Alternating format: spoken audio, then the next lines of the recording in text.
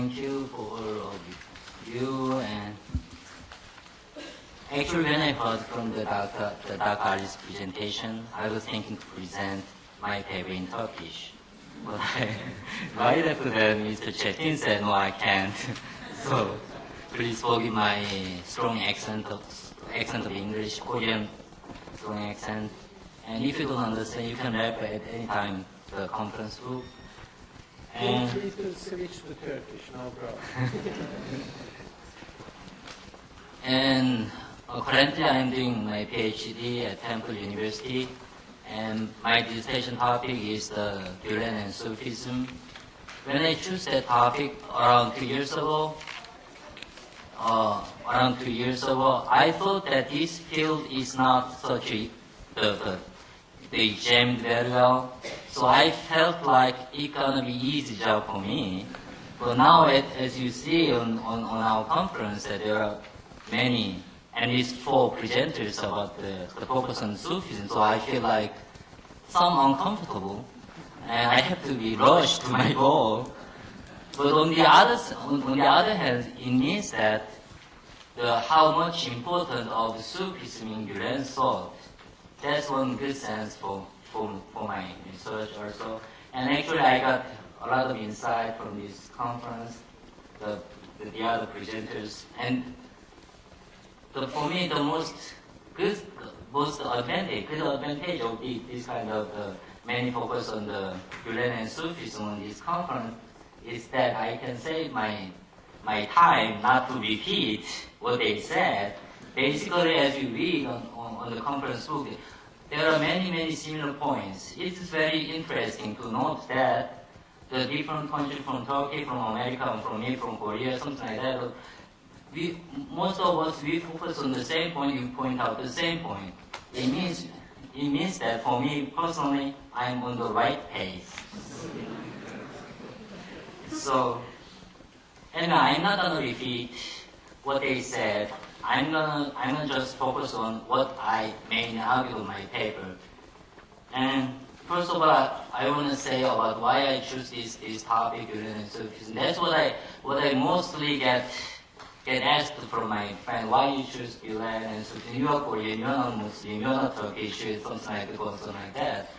But for me, it's like actually around 3 years ago I chose this topic. 2 years ago I chose this topic. Before that I translate some Fethullah Gülen's book and some side notices book into Korean.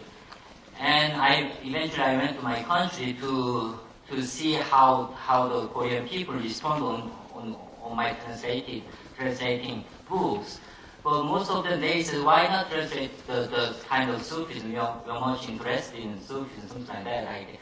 And then I reviewed the Fethullah Gülen's book on Sufism, but unfortunately, very frankly speaking, I could not understand at all. So it makes me something like, okay, let me do that on my dissertation topic. So that's why I choose this topic.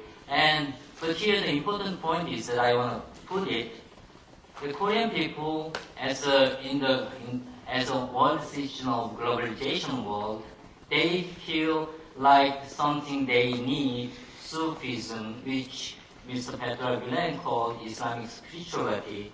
It means that it's as contrast to the kind of material world order. They're gonna be my main argument on this paper. And then I just put the why Sufism, then why Gülen. This is what I'm gonna present right now.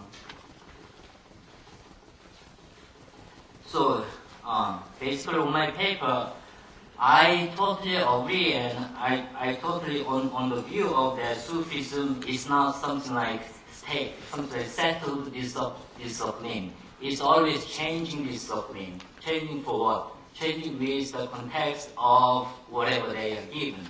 This is what we call as the scholarly term, the dynamic nature of Sufism. So Sufism is not something like settled down there and we have to research there, go there and research. No, Sufism should come to us. That's what the dynamic nature of Sufism means actually.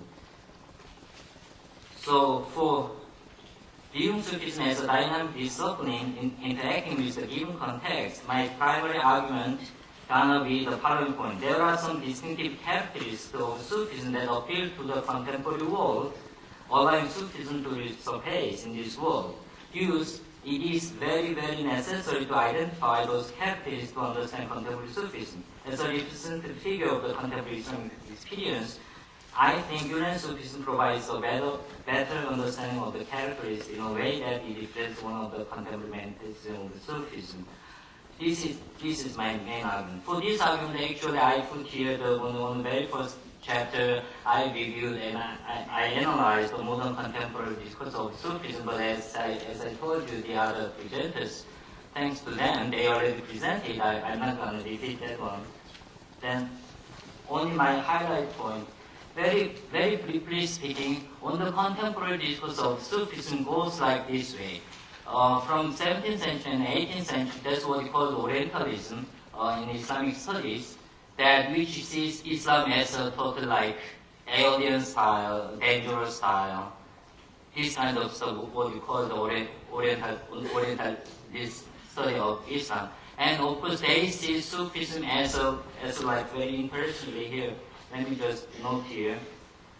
The Orientalists, taking this relevant reference literally at face value or Sufi literature, they present real, quote-unquote, real Sufism as mysticism identified with the only drunken manifestation of wine drinking, dancing, and intoxicating poetry, used seemingly separating it from Islam, which means that they just focus on literal meaning, and in literal meaning what is said, if the Sufi literature say that we becomes like drunken, and they put focus on that. They just take it by literature, and they put it that this is Sufism. But Sufism is not like that, as Mr. Gülen, Sufism will be show. And not only this one, but also from inside of Islam Muslim circles, there is what we call fundamentalists, what is called the Quranic, the literaturist. They usually, very, very briefly speaking, what they see of Sufism as extra-Islamic or non-Islamic or even anti-Islamic. That's what we know. But as you may see on the Sufi literature itself, they never said they are out of Islam.